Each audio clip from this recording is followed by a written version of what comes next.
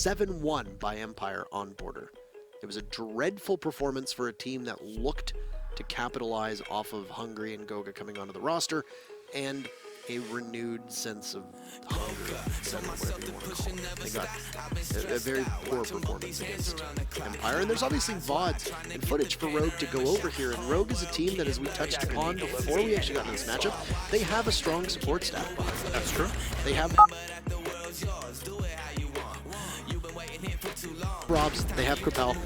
They are able to do the research and legwork to get them on even footing against most of their teams, if not have an advantage. And Rogue is able to keep lockstep, if not slightly outpace teams in the region, which is why they have been online one of the stronger teams. They have struggled at LAN, and I know they hate that we talk about it often, but you've got to do better than you've done in order to stop bringing it up. Anyway, Team Vitality was in for a ride against a Rogue squad now. We talk about Border's map cycle, or we talk about Border's site cycle, and the one thing that is going to work very well for Vitality in this round is that Border typically only has 2 really good sites. Attackers more often than not are expected to win, bathrooms tellers, or down in customs. That is...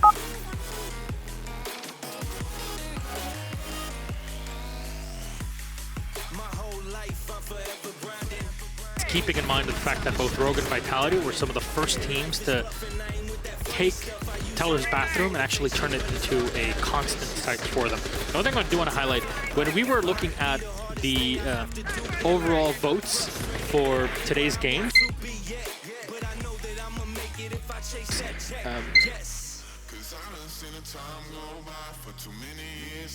that tie wasn't actually a thing. It was actually more deeply in the vote online. We got bamboozled. It was Team Vitality, Rogue wins, or Rogue's 4th tie in a row, which is why I'd assume a lot of people put tie in there, because they're kind of looking for it. You know, it was more detailed. Bamboozled with the extra information on the tweet. That's it.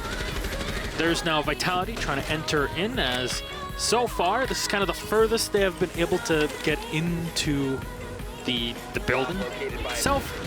There's the castle barricade being opened up, and a bit of fire onto Aces. Let's get play behind the printer here in office. Stay alive for the moment being, but he's down to around 55 HP, tagged around the side as well, as his arm is shown. He's gonna be able to fall back, but Hicks takes down Hungry.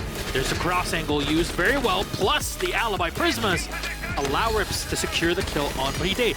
Hicks walking up metal stairs, as he's still pretty much the linchpin for the defense of Rogue. Mistigi putting pressure from below through the hatch. It's not really gonna do much. There's no one that's even thinking of dropping anytime soon. To force them to drop, you need to push in first. And Bibu shoots again into the hologram set up by the alibi, with Aces still alive. Rogue are feeling this one. It's something that I refer to as the Hall of Mirrors strat, where you just sit with everybody. Oh, Aces falls on out, and down goes Sticky. Bibu trades it off, so at least Vitality is somebody within striking distance in order to try to keep this one close, but Rogue right now significantly in the lead.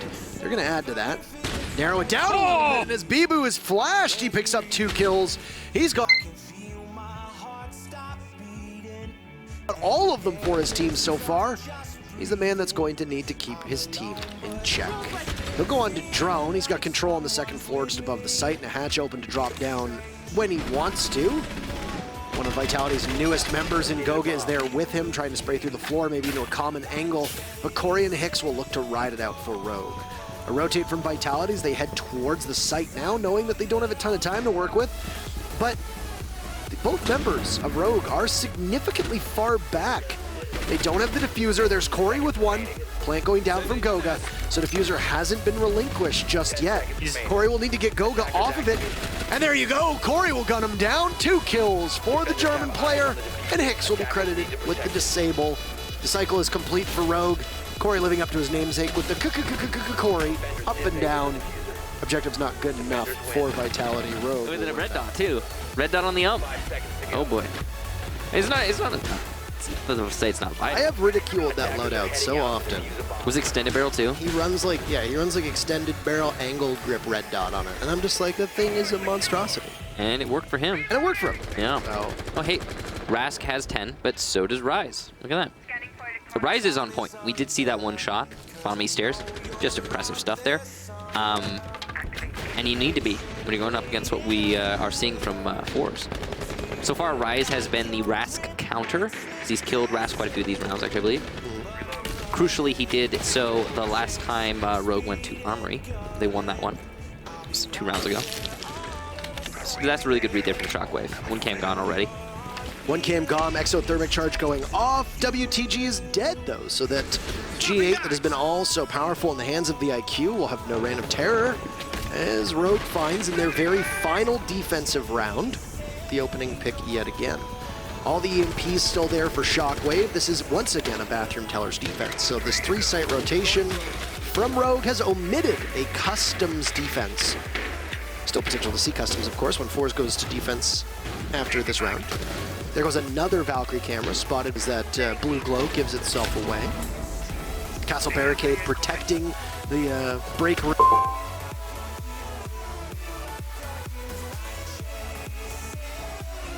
The break room player of Fours, who happens to be Rask, will drone himself in, rather. WTG being eliminated early is not going to be great, of course. Maybe there's one more of those Valkyrie cams that still persists, and the IQ won't be able to find it for his team.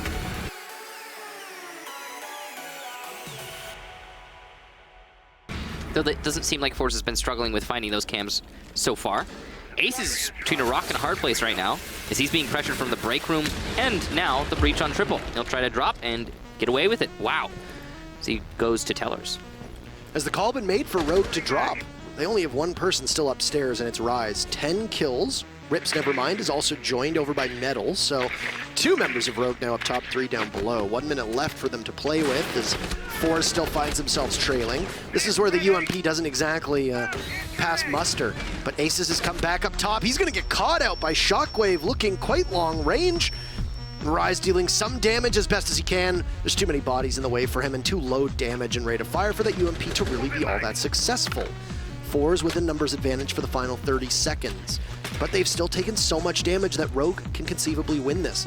And we've seen Rogue be able to bail themselves out of situations where they've trailed. As Fours reassesses and heads down over towards the east stairs, which is where you see the Rogue members sequestered, closer on in towards the bomb site. Hicks has 1 toxic canister left with 15 seconds, perfect timing. He can huck it over towards the window, and it'll go off and just tick away at some of the life of the members of Fours. Corey not too far off of Hicks. SMG-11 in hand, he'll swing on up. Pasha finds Corey, Rips gets Pasha back. So Rogue still trailing. Down goes Hicks, but where's the diffuser? It starts to get planted. Can he see it? Yes, he can! Rips from above! You are out of time. He's got his hood down for that one. Clear line of sight, and Rogue 4-2 on their defensive half.